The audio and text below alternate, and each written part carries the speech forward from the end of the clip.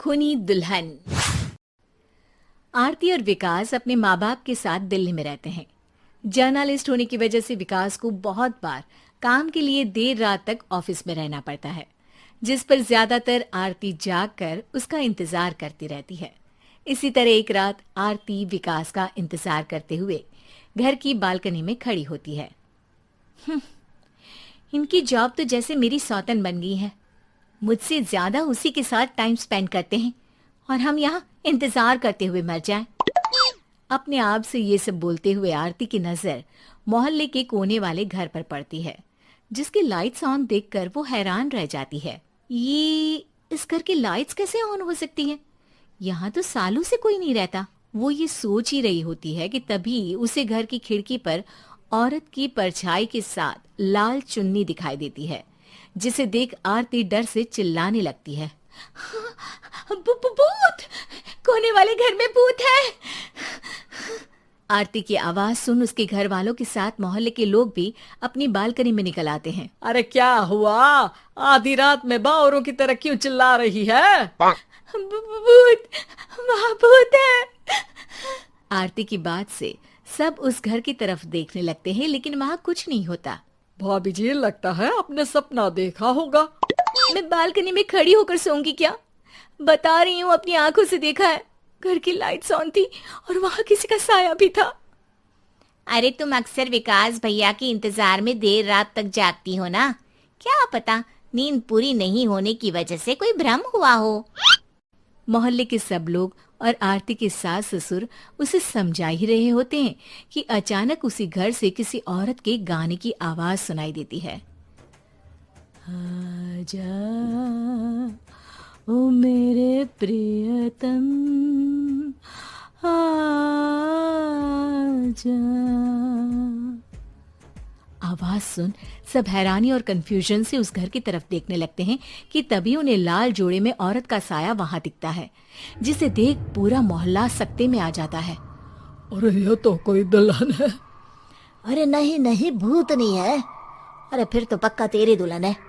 अरे नहीं नहीं, वो तो मायके गई है। हद है, पहले इससे निपट ले, बाद में इस पर डिस्कशन कर लेना। बड़ा भ्रम बोल रहे थे ना, अब फटी ना सबकी। और नहीं नहीं, मैं किसी से नहीं डरता भाभी जी। भूत जैसा कुछ नहीं होता। या तो इस घर के मालिक यहाँ आ गए हैं, या फिर किसी ने खाली घर देख कर कब्जा कर लिया है। हमें वहाँ जाकर देखना चाहिए। बात में लॉजिक मानकर सब बाहर इकट्ठा हो जाते हैं कि तभी विकास भी वहां पहुंच जाता है। क्या बात है? इतनी रात को पूरा मोहल्ला यहाँ कैसे? भूतिया दुल्हन की वजह से। क्या तुम्हारे अलावा भी कोई दुल्हन भूतिया हो सकती है? इस भूतनी का किस्सा निपटने दो, फिर तुम्हें अपनी भूतनी दिखाती हूँ। अब सारे लोग मिलकर विकास को पूरी बात बताते हैं, जिसे सुन वो भी उनके साथ जाने के लिए तैयार हो जाता है। जिसके बाद वो सब डरते हुए उस घर के सामने जाकर खड़े हो जाते हैं। तुम सब यहीं रुको, मैं अंदर जाता हूँ। अकेले जाओगे? अरे नहीं नहीं, आप सबकी नकली भूतनी भी तो होगी ना मेरे साथ। कैसा मजाक कर रहा है यार। रुक, मैं चलता हूँ साथ में। क्या मैं चलता हूँ? ये क्या गोवा घूमने जा रहे हैं जो मैं भी साथ चलता हूँ? कहीं नहीं जाओगे तुम, यहीं मेरे पास खड़े रहो। बहू, सिचुएशन समझो। हाँ, घर जाकर सुना लेना। हे भगवान, मम्मी तुम किसकी मम्मी हो? ओ, इन्हें सब कुछ अभी करना है क्या? नहीं, यहाँ पंचायत बैठा देते हैं आपके परिवार के लिए। इस पर मामला शांत करके अब वो लोग इधर उधर से घर के अंदर झांकने की कोशिश करते हैं। उन्हें घर के अंदर लाल जोड़ा, सिंदूर और मंगलसूत्र के साथ चारों तरफ खून बिखरा हुआ दिखता है। इसे देखकर सबकी हवाइयां उड़ जाती है। भाई ये सब क्या है? अब तो मुझे भी डर लग रहा है। आ गए मरने, अब तुम्हें मुझसे कौन बचाएगा? उस नजारे के साथ सोने पर सुहागे की तरफ भूतनी की आवाज सुन वो सब तुरंत वहां से भाग खड़े होते हैं। ये सब क्या था? अब हम क्या करेंगे? हमारे मोहल्ले में भूतनी आ गई जो सबको मारना चाहती है। ओ भाभी जी, मैं फिर बोल रहा हूँ, भूतनी जैसा कुछ नहीं होता। मुझे तो पक्का यकीन है कि यहाँ किसी गलत इंसान ने गलत काम करने के लिए कब्जा कर लिया है और लोगों को घर से दूर रखने के लिए ये सब कर रहा है। तुम इतने यकीन के साथ कैसे बोल सकते हो? फिल्मों में ऐसे ही तो दिखाते हैं। हे भगवान, ये फिल्म नहीं, ये रियल लाइफ है। हमें शांति से कुछ सोचना चाहिए। सब हमारे घर चलो। सब आरती के घर में इकट्ठा हो जाते हैं। रात भर आधी नींद और बिल्कुल ना चल रहे दिमाग के साथ सब सॉल्यूशन सोचने की बहुत कोशिश करते हैं, लेकिन कुछ नहीं होता। इसी तरह सुबह हो जाती है। ऐसे कोई भी उपाय नहीं निकलेगा। सब पूरी रात के थके हुए हैं। घर जाओ, थोड़ा आराम कर, फ्रेश होकर फिर आ जाना। उसके बाद सोचते हैं कुछ। डरे सहमे लोग जैसे ही अपने घर जाने लगते हैं, तभी विकास को उस घर में कोई हरकत नजर आती है, जिस पर वो किसी को कुछ बताए बिना चुपचाप वहां पहुंच जाता है और कुछ देर बाद घर आकर सबको दोबारा इकट्ठा कर उस घर के पीछे वाले खिड़की पर ले जाता है। विकास, क्या खेल लगा रखा है? ये कोई मजाक नहीं है। वही तो, मजाक नहीं, बहुत बड़ा मजाक है। अंदर देखो। जैसे ही सब उस खिड़की से अंदर देखते हैं तो उनकी आंखें खुली की खुली रह जाती है। मूवी की शूटिंग!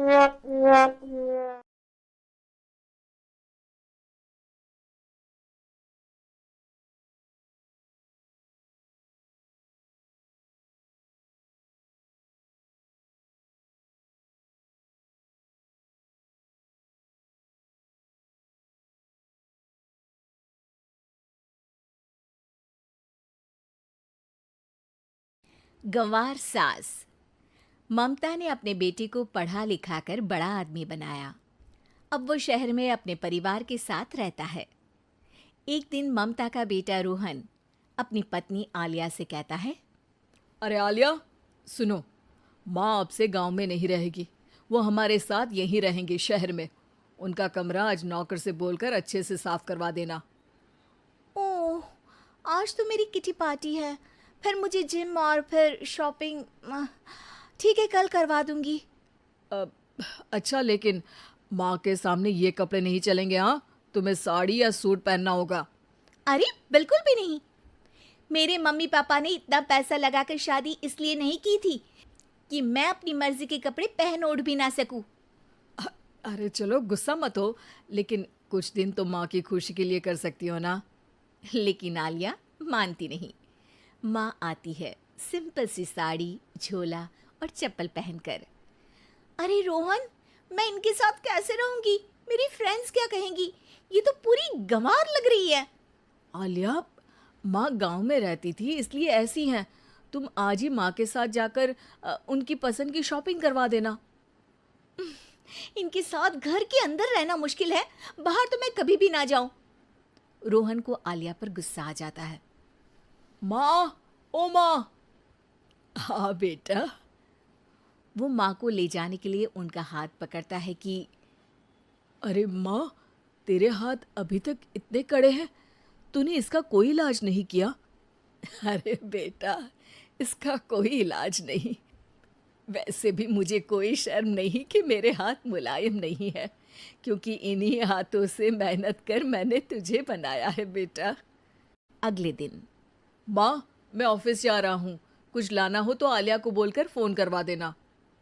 रोहन के जाने के बाद, आप ना आज कमरे में ही रहिएगा, घर में पार्टी है, मेरी सहेलियां आ रही हैं, मैं उन लोगों के सामने आपको नहीं ला सकती हूँ। ठीक है बहू, लेकिन तुम कहो तो मैं कुछ खाने को बना दूँ तुम लोगों की पार्टी के लिए। वो लोग सिर्फ कॉन्टिनेंटल या थाई फूड ही खाते हैं। कोई बात नहीं, कभी इंडियन खिलाने वाला कोई मिला नहीं होगा ना।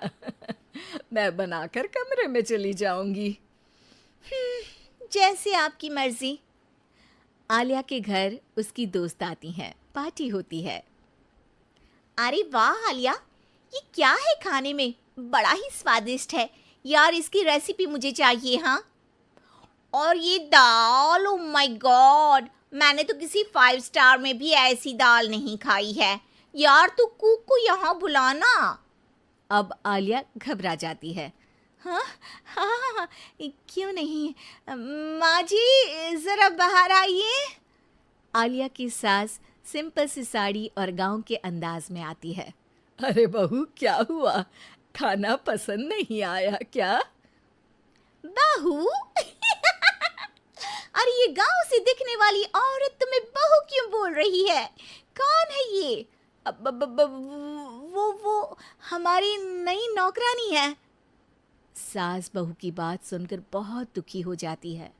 वो सर झुकाकर जा ही रही होती है कि एक सहेली बोल पड़ती है।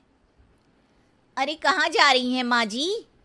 वो उठकर उनके पैर छूती है। जीती रहो बेटा। क्या है ना, आपकी शक्ल बिल्कुल मेरी माँ जैसी है। पता है आलिया, मैं शहर पढ़ने आई और फिर शहरी हो गई, लेकिन मेरे माँ पापा तो आज भी गांव में रहते हैं, बिल्कुल इनके जैसे ही हैं। आप यहाँ बैठिए ना आंटी, आप सच में बड़ी खूबसूरत है और आपके हाथ का खाना तो लाजवाब है। काश ये मेरी सास होती। सभी सहेलियां सास को घेर कर बैठ जाती हैं और उनसे खाने की रेसिपी पूछ रही होती है कि तभी घर की बेल बजती है और रोहन आता है। अरे क्या बात है, आज आप लोग हमारे घर में? और ये लोग तो मुझे आलिया से ज्यादा माँ की सहेलियां लग रही हैं। क्या ये आपकी माँ है? लेकिन आलिया ने तो कहा कि ये उनकी नौकरानी है और इन्होंने भी नहीं बताया। वो नहीं बताएंगी क्योंकि उनके लिए बच्चों की इज्जत और उनकी खुशी सबसे पहले है। मुझे माफ कर दो, मुझे इन्हें तुम लोगों से मिलवाने में शर्म आ रही थी कि तुम लोग क्या कहती। अरे अब तो हमें शर्म आ रही है कि तुम हम लोगों की सहेली हो। हाँ, जो माँ जैसी सास को नौकरानी बोले वो हमारी सहेली नहीं हो सकती। ये बोलकर सभी वहां से जाने लगती है कि सास बोलती है। आलिया की तरफ से मैं तुम लोगों से माफी मांगती हूँ। उसने जो कहा उसके लिए मैं उसे माफ करती हूँ। अब तुम लोग भी उसे माफ कर दो, क्योंकि अगर तुम लोगों ने उससे दोस्ती तोड़ी तो फिर मेरे हाथ का खाना कैसे खाओगी? नहीं नहीं आंटी, जरूर आएंगे, लेकिन अब आलिया की नहीं बल्कि आपकी सहेली बनकर।